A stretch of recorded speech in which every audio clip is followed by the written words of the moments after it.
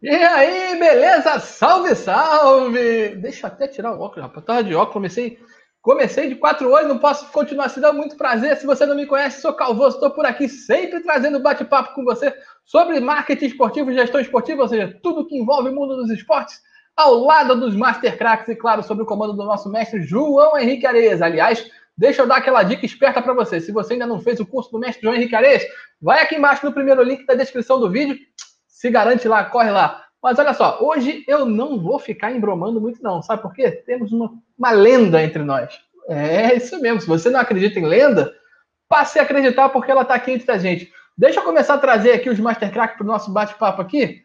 Claro, tem que ser ela a primeira, né?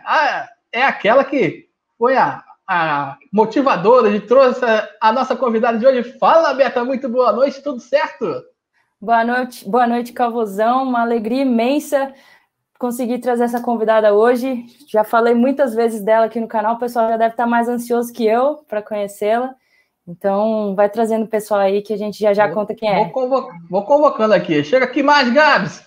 Fala, Nath. Chega aí. Boa noite, turma. Tudo certo? Buenas! Boa noite. Ó, vou dar uma dica, Calvoso, sem querer dar um spoiler, mas já dando.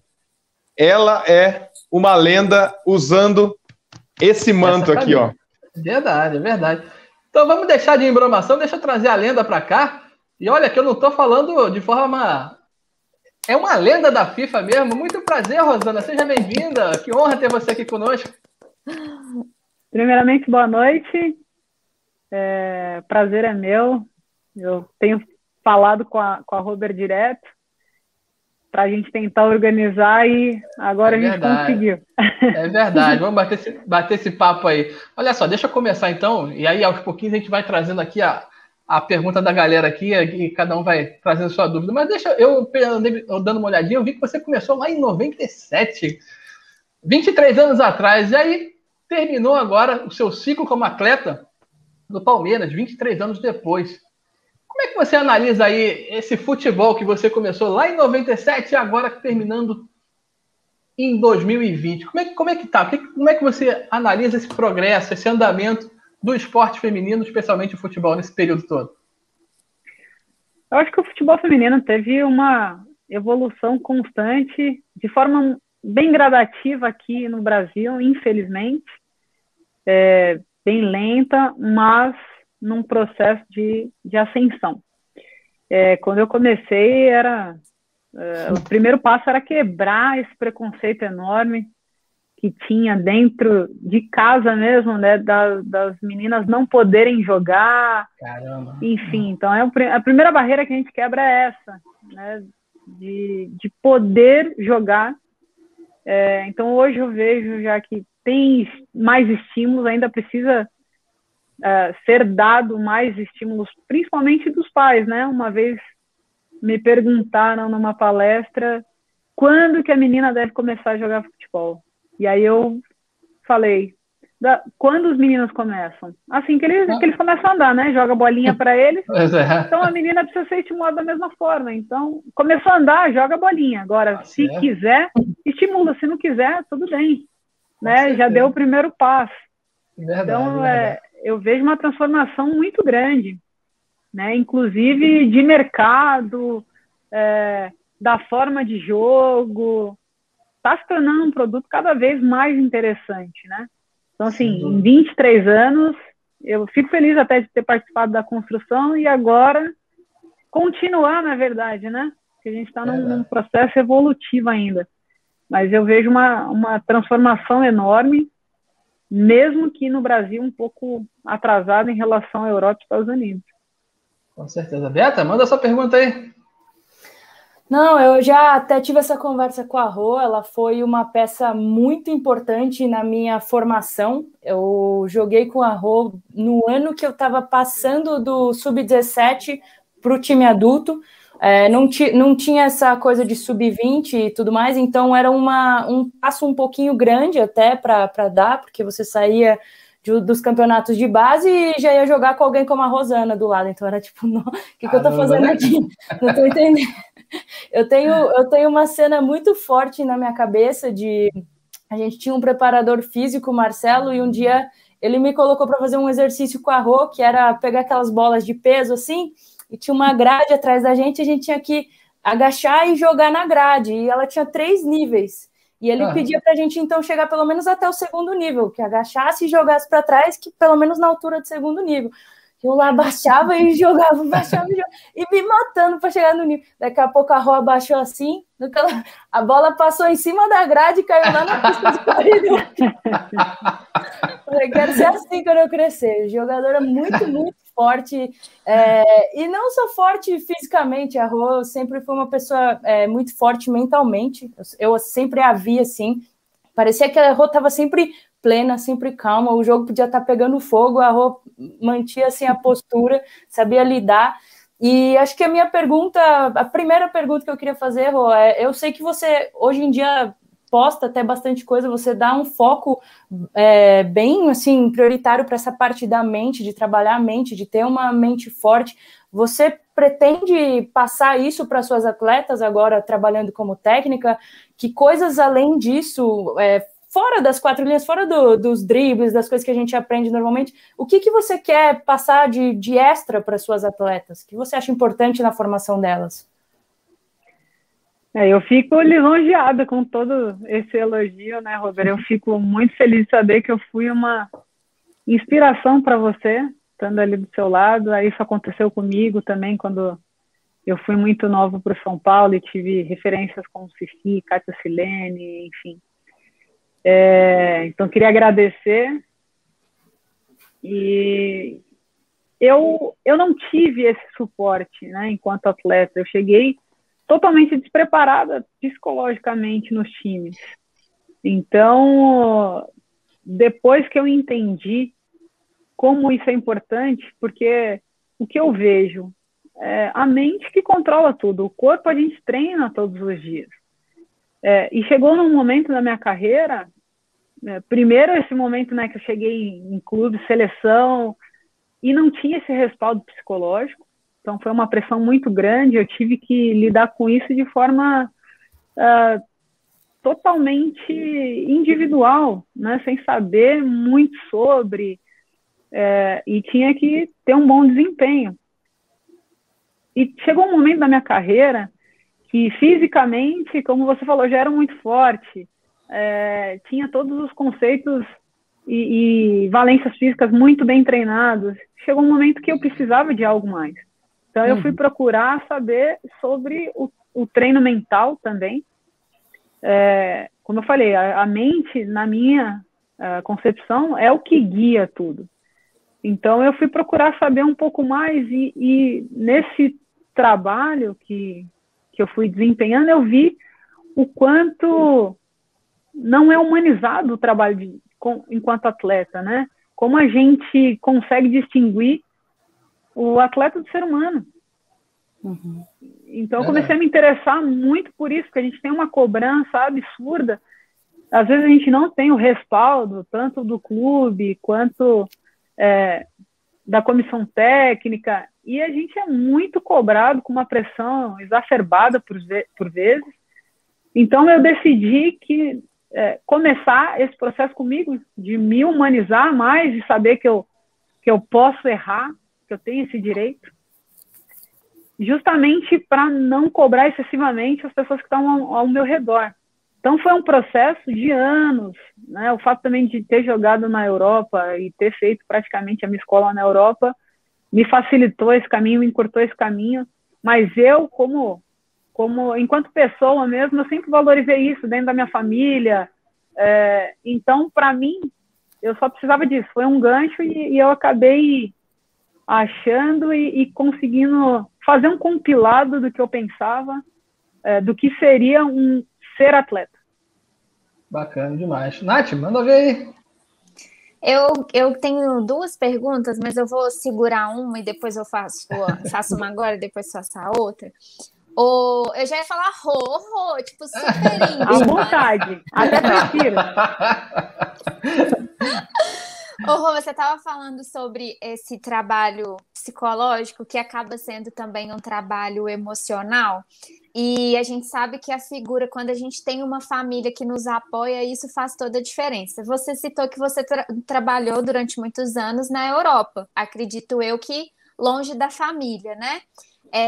E isso, você sentiu muita diferença quando você foi para lá? Isso te endureceu de alguma forma, do tipo, eu tô aqui sozinho, então vou me virar, porque é o que temos para hoje. Sem dúvida, o ser humano ele é adaptável, né? Então, eu tinha um objetivo muito, muito forte, assim, do que eu queria. Eu sabia exatamente o que eu queria, que era continuar jogando futebol, ser profissional do futebol. Então, eu abdiquei de muitas coisas. Eu acho que a vida do atleta é isso, é abdicar de muitas coisas. E uma das coisas que eu sabia era que eu teria que ficar longe da família. Então, de alguma forma, eu não sei te dizer exatamente como eu fui me preparando para esse momento. Eu tinha o objetivo de jogar, né? Exatamente, eu tinha o objetivo de jogar na Europa. No futebol feminino você não tem essa condição de levar família. Então eu fui criando uma casca, né, para conseguir viver sozinha. Ainda mais na época que eu fui, não tinha hoje o que tem de internet, de ter essa conexão que você se sente mais próxima, né? Mas eu foquei muito no que eu queria para minha vida. E aí eu tinha os meus objetivos pessoais também, de ajudar a minha família, sendo jogadora de futebol, apesar de ser um momento bem difícil naquela época. Então, acho que todas essas coisas me moveram e, claro, senti muita falta, senti muita saudade, mas eu coloquei outras coisas no meu planejamento, que era aprender a língua do país, me adaptar ao time que eu estava jogando.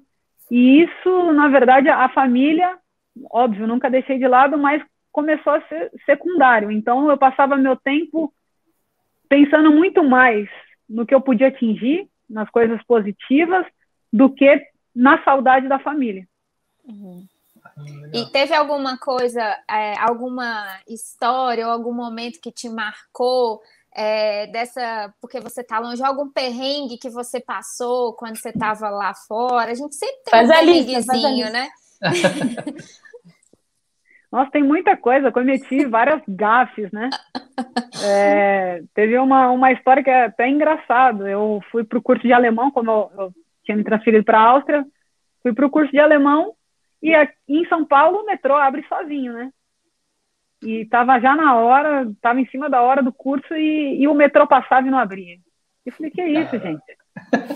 Nessa estação, nunca vi isso, mas não abre a porta.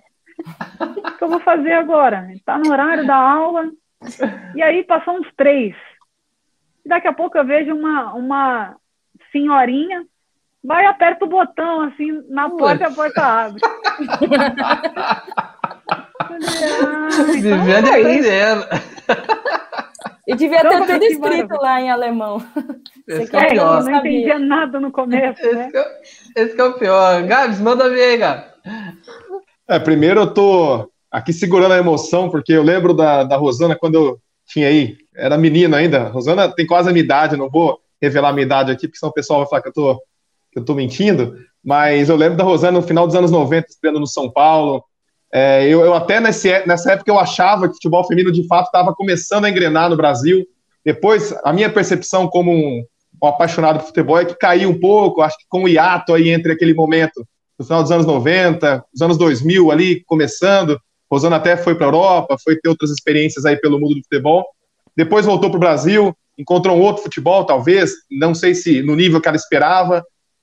E ao longo desse tempo, eu acredito que a Rosana deve ter visto coisas no mundo do futebol feminino, dentro e fora de campo, talvez tenham deixado marcas muito interessantes para a experiência atual dela como técnica, né? Agora fora de campo, depois de fazer curso pela CBF, licenças A e B, curso pela UEFA, enfim, fora todas as experiências dela como jogadora, eu queria ouvir dela o que ela acha que, do ponto de vista cultural, de dentro do campo e de fora, precisa para que não só o futebol no Brasil feminino, mas nas Américas, na América do Sul principalmente, que a América do Sul no mundo do futebol masculino é a principal referência, apesar da Europa hoje passar lá na frente e se distanciar.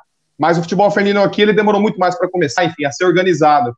que você acha que para a realidade da América do Sul e como uma lenda da FIFA, Rosana, a gente pode ver para melhorar esse cenário aqui na América do Sul? Bom, eu vou me tornar até repetitiva, porque eu praticamente já abordei sobre os itens que eu acho que sejam necessários. Primeiro, o estímulo da menina jogar futebol desde criança. Depois, um processo mais humanizado. E aí a gente entra na parte de campo, né? Que é de intensidade de jogo. Mas a intensidade, quando eu me refiro, ela não é simplesmente correr o tempo todo. Não, mas é mobilidade, é tomada de decisão. Isso faz o jogo ficar acelerado, né? Então, eu tentei resumir bem para não... Porque se eu for falar de cada item aqui, a gente vai precisar de uns 3 dias, pelo menos. Então, eu acho que é isso. O estímulo, o processo de humanização, de entender que o atleta não é uma máquina, é uma pessoa e cada um processa de uma forma diferente, tem um poder cognitivo diferente, e essa situação já dentro do campo de imprimir um pouco mais de intensidade, das meninas entenderem um pouco mais, até na parte teórica mesmo, as terminologias, os conceitos gerais, os princípios, subprincípios, e eu venho com essa proposta de desenvolver mesmo, né, de terminar, ou começar, né, depende do grau de maturidade que a menina tem, de formação, com essa ideia de formar jogadores inteligentes para entender o jogo e ter um poder de decisão muito maior. Eu acho que isso é o principal, é a minha meta. Perfeito, perfeito. Agora, o Rô, né? Você já pediu para se chamar de Rô, já ganhou intimidade de todo mundo aqui, já. A gente acompanha também, a Pellegrino vem fazendo aí um excelente trabalho aí à frente do Departamento Feminino de Futebol, assim, merecedor aí de vários elogios por parte de quem acompanha. Você nunca pensou também em atuar na parte da gestão esportiva? Você sempre foi focado em seguir no campo e bola? E mesmo assim, independente disso, você já enxerga algum fruto do trabalho que vem sendo desenvolvido aí pela Pellegrino na CBF?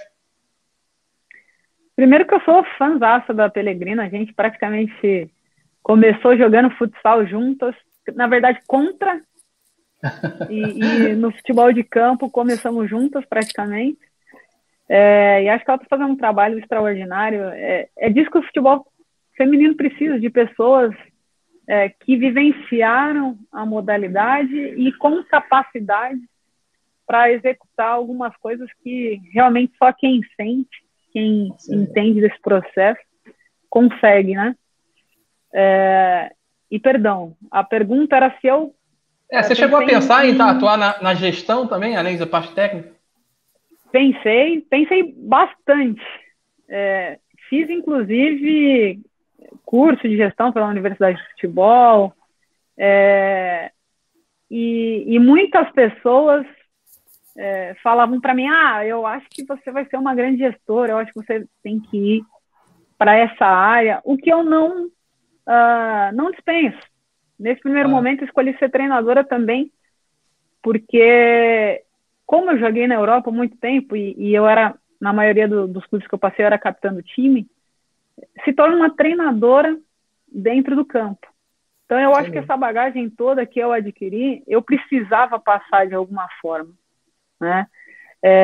E com esses conceitos dentro do campo mesmo, que é uma coisa que eu gosto muito, eu estudei muito, adoro essa parte de treinamento, de estratégia, de jogo. Então, era a minha primeira opção, mas a gestão sendo secundária. E eu entendi também que nesse momento, como você citou mesmo, a Aline Pellegrino, faz essa função, tem a Duda, eu acho que tem pouca gente ainda trabalhando dentro do campo, são poucas treinadoras, né? Hoje a Tatiele, a Camila Orlando, enfim, perdão, as outras até que eu esqueci, mas são poucas ainda.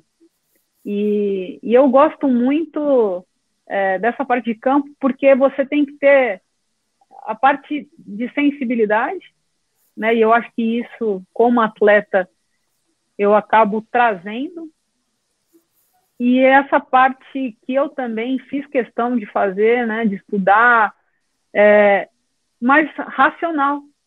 Então, talvez na gestão eu não conseguisse implementar essa filosofia do racional com o emocional tanto quanto dentro do campo. Então, por isso, nesse primeiro momento, escolhi a posição, a função de treinadora para conseguir executar essas ideias que eu tenho, mas também não descarto a possibilidade de uma gestão no futuro, e eu sempre pensei em ser uma treinadora completa, então eu fui estudar um pouquinho de cada coisa que integra o futebol, porque até para eu poder cobrar, eu preciso entender um pouco. Claro que o foco foi na parte de treinamento, mas tentar entender um pouquinho do contexto que é o futebol. Show. Beta? Não sei se todo mundo sabe, mas a Rô coleciona muitos títulos, medalhas por aí. É aquela pessoa que não dá nem graça. Você pergunta, tá, mas você jogou aonde? Ela, nossa, e faz a lista aí também. Jogou nos maiores times do mundo, e principalmente faz no a Lyon, lista né? aí. Gabriel tá com a lista aí, não tá? Essa lista aí merece ser falada, porque é de dar inveja, muita gente. Não, se você perguntar algum título que a Rô não tem, eu não sei responder. É Champions League, é Libertadores, é tudo. Então, mas assim, o porquê? A minha pergunta é: como que hoje você vê o futebol feminino aí no Paraná? Por que dessa escolha? O que eles te passaram? Eles te deram alguma visão de como está o mercado atual, de onde eles querem que você chegue, o que eles esperam de você, se eles querem que você ajude a transformar não somente o clube onde você está inserida, mas o futebol de toda a região, né? Porque trazer um nome como você, com certeza vai atrair outros nomes, vai se tornar um campeonato mais atraente. Acredito que você vai ter essa visão para trazer boas atletas, deixar um campeonato mais forte. Lembro que antigamente a gente tinha o Foz, que era muito forte, que era praticamente o que era mais falado, pelo menos na minha época. E depois de um tempo a gente não ouvia tantos nomes. Então, como que está o mercado atual do futebol feminino aí no Paraná? E como que você acha que pode mudar, ou que você pode acrescentar? Como que você vê? Então, eu escolhi o Atlético por ser Atlético, por ter uma metodologia na verdade, uma filosofia, né? E uma metodologia que era congruente com as ideias que eu tinha. Então, eu vim porque aqui é um clube que eu tenho certeza que eu vou conseguir desenvolver um trabalho. Além de tudo, por estar fazendo uma transição. Então, foi muito bem pensado. Por ser um time que está na Série A2 e não ter uma cobrança exacerbada por resultado, porque eles têm um processo de desenvolvimento, e essa era a minha ideia. E em relação ao Paraná, a federação, enfim, o campeonato, eu acho que vai ser uma consequência, né?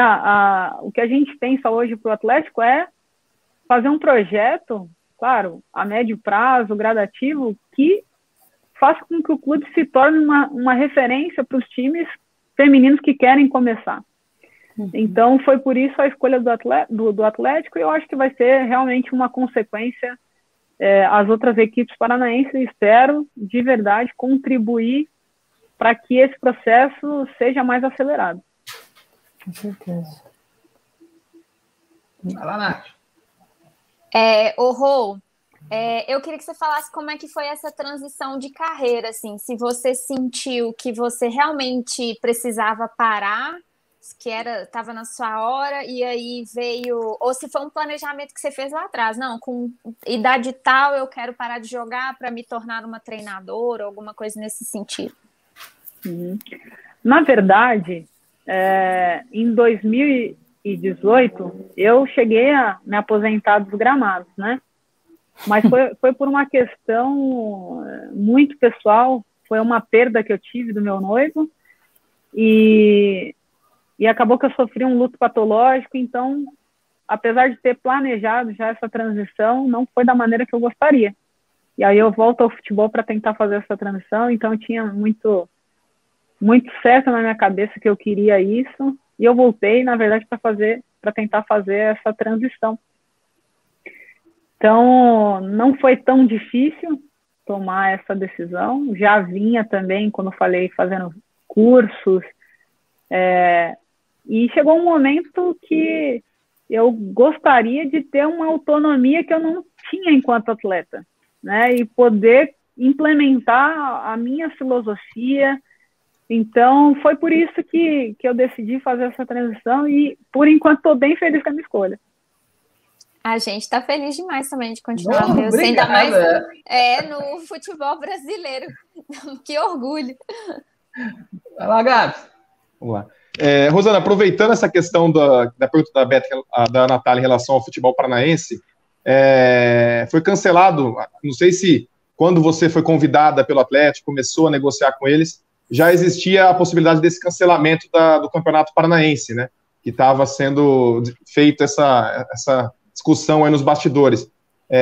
Isso eu acho que, se você puder até falar do nível de participação em relação a do planejamento do Atlético, a participação no Campeonato Estadual ou outros torneios, e o desafio que é a questão de calendário para o futebol feminino em relação ao que você vai enfrentar aí no Atlético. Se tem um número de competições ou algo que você acredita como técnica que condicione as jogadoras a conseguir se desenvolver, enfim, participar de competições e realizar os treinamentos para desenvolver bem as atletas, desenvolver bem aí a modalidade no estado e, claro, a nível nacional, né?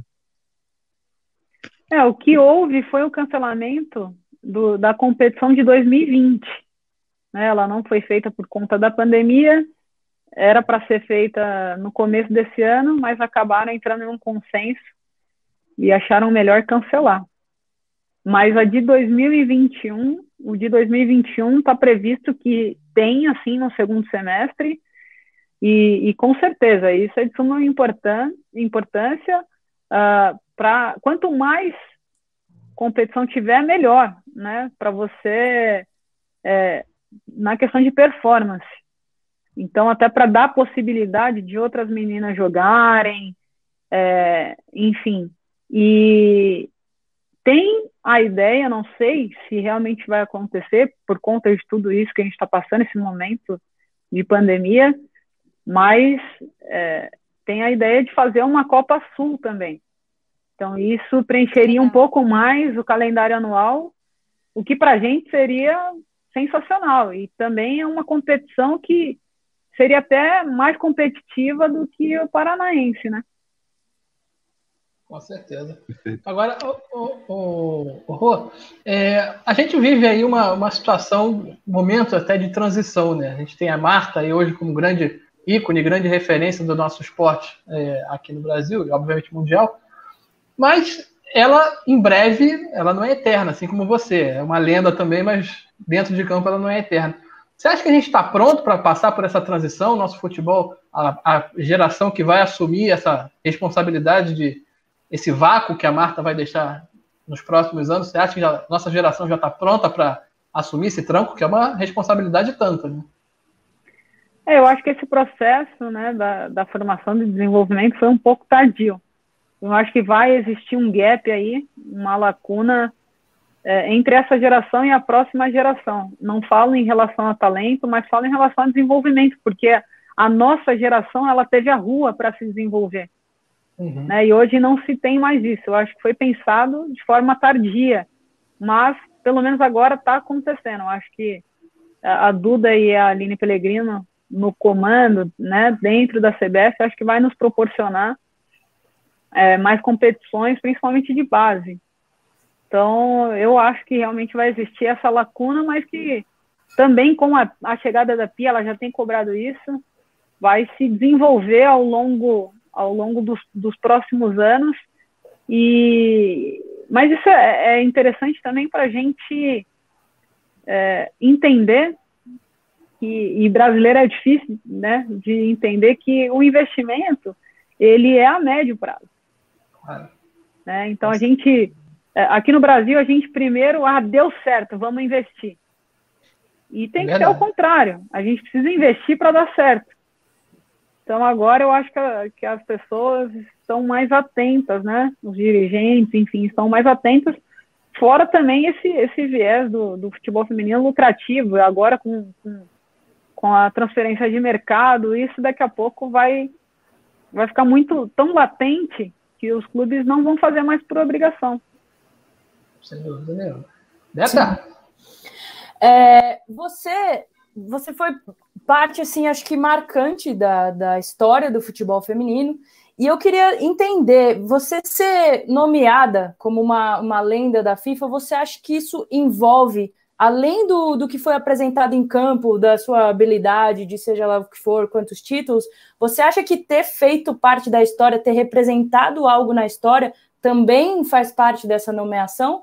Ou é que eu realmente não sei qual é o critério utilizado por eles. Queria saber se eles te passaram alguma coisa, como por que você é considerado uma lenda, além de tudo que a gente já conseguiu ver dentro de campo? Eu também não sei te dizer, mas eu acredito que foi um reconhecimento pelo que eu atuei dentro das 4 linhas, e é isso, até porque não acredito que a FIFA tenha outros números a não ser esses dentro de campo. Sim, faz sentido. Rô, como que é o relacionamento que você tem com o torcedor, assim? A gente hoje vê coisas... tem exemplos no futebol masculino de torcedores, às vezes criança, ou que tem algum problema de saúde, e aí o ídolo, aquela história chega até o ídolo, e o ídolo se compadece, ou até tem esse tipo de amizade, até porque o futebol masculino aqui no nosso país, ele é muito divulgado, muito falado e tudo mais. Em relação ao futebol feminino com...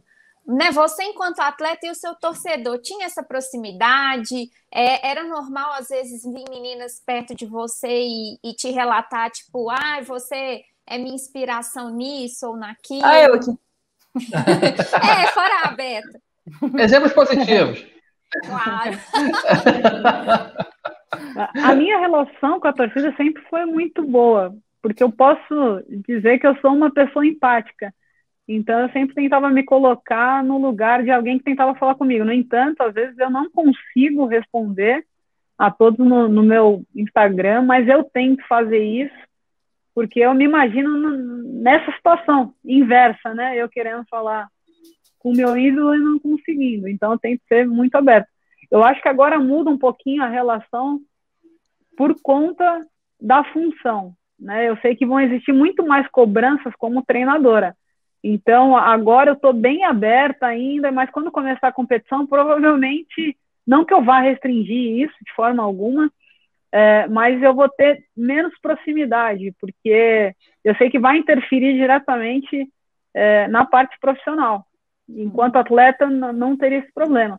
Mas eu, em relação às ações solidárias, que seja um benefício para todos, eu normalmente estarei envolvida, que nem tem algumas ações já que eu vou participar e vocês vão ver no decorrer dos próximos dias, que é da reconstrução do museu, e aí eles têm uma ideia muito bacana de colocar as mulheres que tem algum tipo de problema para fazer essa restauração. Então, assim, essas campanhas vocês sempre vão me ver envolvida. Que legal, que ótimo. Olá, Gabriel. Vamos lá. Rosana, um levantamento que eu fiz alguns dias atrás para o nosso canal, eu trouxe os campeões mundiais, desde as categorias de base, né, em campeonatos de seleções, até as categorias profissionais. E dentro desse resumo que eu fiz, até apareceu coisas que eu nunca imaginava, que eu desconhecia, como Coreia do Norte, campeã de categorias de base em mundiais femininos, o Japão foi campeão mundial recentemente também, não muito atrás. Nos bastidores de uma seleção brasileira ou numa competição internacional dessa, ou até mesmo nos eventos da FIFA aí, que vocês se encontram, as lendas mundiais do esporte, existe essa questão da distância? É muito conversado isso? É difícil superar os Estados Unidos com a estrutura que eles têm, é difícil superar Noruega, Alemanha, enfim, Japão, até a própria Ásia, que eu desconheço, por exemplo, ligas que formem muitos atletas, mas a gente vê uma Coreia do Norte conquistando títulos de categoria de base, independente de qualquer coisa política. O que você pensa, como que são os bastidores de uma atleta que chega na seleção brasileira olha para a realidade e fala, poxa, os Estados Unidos domina, é difícil enfrentar, a perna treme, não treme, um Japão, uma Noruega, como que é esses bastidores em relação a essa supremacia, né, de algumas seleções, apesar de poucos torneios, né, de um começo tardio por falta até de estrutura, de condições de realizar esses torneios e tudo que a gente sabe na história, né, do futebol feminino ser proibido em muitos momentos. Mas o que você acha dessa diferença? Como que são os bastidores, né, de uma seleção nacional? Eu vou ter que mudar um pouquinho, porque descarregou aqui. Não tem problema mudar não. Um pouquinho o cenário aqui. Tem erro não, tá tranquilo. Exclusivo, tour pela casa da Rosana. Não, pior que esse nem é minha casa. Essa aqui é o apartamento que as atletas ficam e eu... Ih, vou ter que segurar o celular ainda. Quer que eu refaça? Sabe o bom de... Peraí, deixa eu colocar aqui. O bom de ser brasileiro nesse sentido... Nossa, eu tô tentando achar um lugar melhor aqui, mas não tá... A geladeira é ótima. A geladeira... Uma das coisas boas de ser brasileiro, a gente sempre acha que dá. Isso é verdade. Não é? A gente sempre acha que dá, que pode, que consegue, e às vezes a gente nem liga para a estrutura. Quando a gente conquistou as medalhas de prata, se fosse comparar com a estrutura física mesmo que a gente tinha em relação às outras seleções, a gente nem ia para a Copa, ou a gente nem ia para uma Olimpíada. Então, os bastidores são esses. Vamos que vai dar. Mas hoje o futebol, ele não permite mais o amadorismo, se você quiser ganhar alguma coisa. Então, hoje há um entendimento também das próprias meninas que é necessário fazer alguma coisa, além de simplesmente acreditar no nosso talento. A gente precisa potencializar o talento de outras formas, né? E uma dessas é do estímulo quando criança,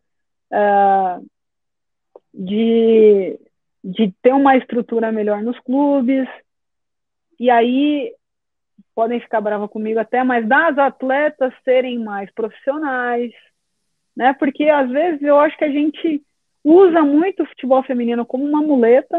Mas o futebol feminino... Mas e o que a gente faz? Eu, como atleta, né? O que eu fiz pelo futebol feminino para que melhorasse todo esse sistema? Então é importante também, e uma palavra que eu coloquei na minha apresentação aqui quando eu fiz com o Atlético foi isso: profissionalismo. Então a gente precisa entender primeiro a que se refere essa palavra profissionalismo. E isso independe de clube, independe de onde você está, né? Isso é uma coisa sua, você precisa ser profissional. E aí o seu entorno, ele vai se tornar melhor, porque, que eu falei, a gente precisa, no futebol feminino, tornar o meio excludente. Então, quanto menos profissional você é, menos chance você vai ter. Quanto mais profissional você é, mais chance você vai ter.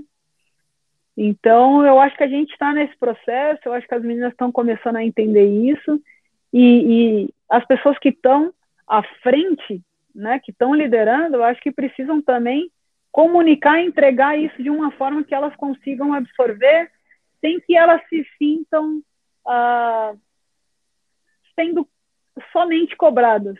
Mas não, o ganho que elas vão ter, se isso acontecer, um ganho a médio prazo, ou de repente em curto prazo, porque o futebol feminino, o mercado mesmo, ele está inflacionando muito rápido, né? Está tendo essa ascensão, como eu falei. Então... É a startup dos esportes, né, Rosana? Sim, às vezes, é o que eu falei, às vezes o futebol feminino, posso até, assim, tá sendo dura, mas a gente se vitimiza, porque esses dias eu acompanhando, né, Sub-18 na Sport TV, eu falei, qual outro esporte que passa uma competição Sub-18 numa televisão que seja fechada? Então a gente precisa usufruir disso, mas de que maneira? Sendo profissional e determinando algo a médio prazo. Legal você ter falado isso, porque a gente, eu pelo menos, né, sempre penso assim, o que o futebol feminino faz, né, como esporte agente transformador. Então, o que o futebol faz com o atleta? É legal você ter falado que existe o outro lado também, né? O que o atleta tem a contribuir para melhorar esse futebol, já que a gente está num momento aí de ascensão e que ele continue. Mas cada um tem que fazer sua parte. Ano passado a gente teve uma vitória muito grande, que foi grandes marcas patrocinando o futebol feminino, mas se a gente não tiver uma qualidade do lado de lá e oportunidade também do outro lado, não faz sentido, né? O negócio, ele não vai subindo, né? E bacana demais sua fala. Exatamente. O que a gente precisa? Não, pode falar. Não, pode falar. É esse entendimento que a gente precisa. A gente se doa para receber de volta também. Né? É dando que você recebe. Então, de que forma que a gente pode contribuir? Como você falou, o futebol é uma ferramenta importantíssima como agente transformador. Então, a gente precisa, além de tudo, além de ter uma performance, porque é um produto, acaba sendo um produto, para ele se tornar vendável, ele precisa ter algumas características que no futebol feminino hoje precisam ser trabalhadas, que é justamente isso, as meninas entenderem quão inspiradoras, como que a gente pode utilizar, simplesmente melhorando a nossa performance, o futebol como agente transformador. Sem dúvida nenhuma. Agora, até aproveitando esse gancho que a Nath deu, comercialmente a gente vê que a modalidade é muito promissora, né? E a gente percebe até uma movimentação aí, mas no topo da pirâmide, que é obviamente onde tem mais repercussão, onde as marcas querem estar. Mas na base a gente vê ainda um clima bem amador, né? A gente vê uma diferença muito grande se a gente comparar aí os times tops com a categoria de base. Você acha que essa estratégia para o esporte é a mais indicada ou você acha que a gente precisa dar uma olhada com um pouquinho mais de carinho para a base também? O que eu falei do investimento para ganhar no dia seguinte e ganhou, se investe, serve para a base. A gente faz o contrário, a gente faz o inverso, né? Vem de cima para baixo, quando tem que ser de baixo para cima.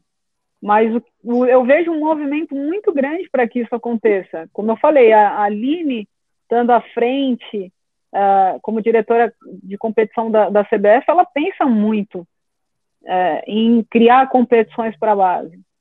Né? E os clubes, eles estão num processo também de entendimento que isso daqui a pouco vira um mercado, então eles vão ter que formar atletas para vender para o mercado. Sim. Então eu acho que já há um movimento nisso, né? A gente talvez não tenha começado tão certo, vindo de cima para baixo, mas eu estou feliz com o que eu tenho escutado, que tem realmente esse movimento de formação, de desenvolvimento das atletas. E você até... Fala, Beto. Não, é só finalizando que a Rô falou que vai ter esse certo gap agora entre gerações, mas é interessante de perceber esse momento, porque é o momento em que elas estão começando a sair das quatro linhas e aí elas estão se tornando essas pessoas que sentiram tudo isso na pele e agora vão ajudar essa transformação a acontecer. Em cargos de gestão, como o caso da Pelé, em cargos técnicos, como o caso da Rô. Então agora a gente vai ter gente que realmente sentiu cada dor, cada coisa e vai ajudar nessa transformação. Então vai ser um momento excelente. Com certeza. Deixa eu dar uma de João Kleber aqui agora. Vou dar aquele para, rapidinho. Só para te lembrar que se você ainda não é assinante do canal, não é membro do canal, cara, se assina, vai lá, se inscreve no canal como membro e você vai receber conteúdo exclusivo. Aliás, deixa eu falar o seguinte, esse bate-papo aqui com a Rosana, daqui para frente, conteúdo exclusivo. Vamos falar de bastidores, vamos falar de papo aqui que só quem vive lá dentro das quatro linhas vai saber. Então, se inscreve aqui como membro do canal e você vai ter acesso ao bônus, ao extra que a gente vai fazer dessa entrevista, hein?